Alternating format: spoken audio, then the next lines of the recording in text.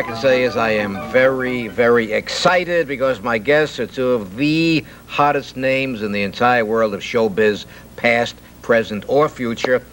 My good friend and one of the top names in the recording industry, the singing sister, and my good friend from across the ocean, Mr. Wingo Murray, known today and known the world over, as the Fifth Beatle. And right off the bat, Wingo, I must ask you just what it was like working with the Beatles, and it must have been quite a learning experience for you, and I would assume I must be right. Well, Joe, actually, I tell you, I think it was more the other way around. In fact, I gave the Beatles all the ideas for all their songs. You are indicating that the Beatles got all their songs from you?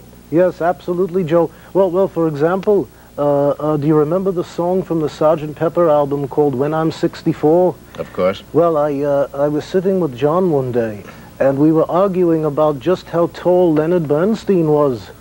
And I kept saying, Leonard Bernstein's tall. John kept saying he's short. I said he's tall. John said he's short. Finally, I couldn't stand it anymore. I jumped up, I yelled, "Won't you believe me? Won't you believe me? Lenny's 6'4". Hoo! And of course, that became the song. And of course, their other big song, Hello, Goodbye, from the Magical Mystery Tour album. Why, I gave them that idea too. I used to talk to John once in a while, and we really weren't on speaking terms. And I called him up a lot, and he'd hang right up on me. So one day I called him, I said, hello. He said, goodbye. Next week it was on the radio. You know, I gave them all their ideas, Joe. Wingo, exactly how long were you with the Beatles? Oh, let's see, July 62, 63, about 5 hours. You gave the Beatles all their song ideas, and you were with them only for 5 hours. Well, Joe, the better you get to know me, the more you'll realize that the ideas, once they start coming, they come 1, 2, 3 like that. There's no stopping me. I would nevertheless like to show our friends out there a real collector's item that my good friend Wingo was kind enough to bring with him today. And as I showed on the TV screen, Mr. Wingo, you might like to tell us a little bit about this particular bit of pure gold. Well, Joe, what you've got there is the original version of the first album released by the Beatles here in the States, and that was the way it originally looked before I left the group. And of course, once I left, they had my picture removed from the cover.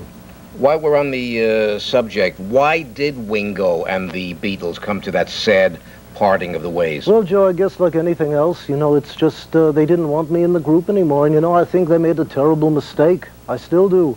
I think their group could use a good oboe player. You know, it just doesn't sound the same.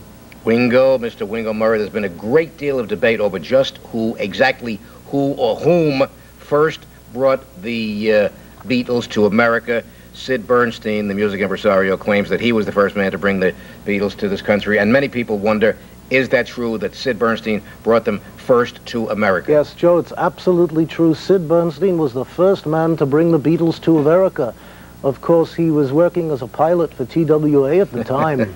Rumors always abound, Mr. Wingo, to the effect that the Beatles will someday be back together again. Do you think that could ever come to pass? Well, Joe, I really can't speak for the other guys, but I guess I can use your show to sort of officially announce this, but sometime early next year, I will be getting back together.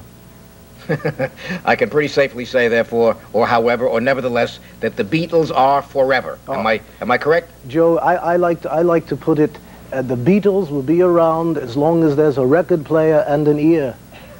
And I know that my audience will be a little bit angry, a little bit upset if I didn't ask the lady who was possibly the biggest recording star around, the singing sister, to favor us maybe with just a touch of her famous multi-million selling hit, presenting The Singing Sister. Thank you, Joe. You know, most people don't know that the inspiration for my hit song was my little hometown in France called Technique. And in dedication to that little hometown, I wrote this song.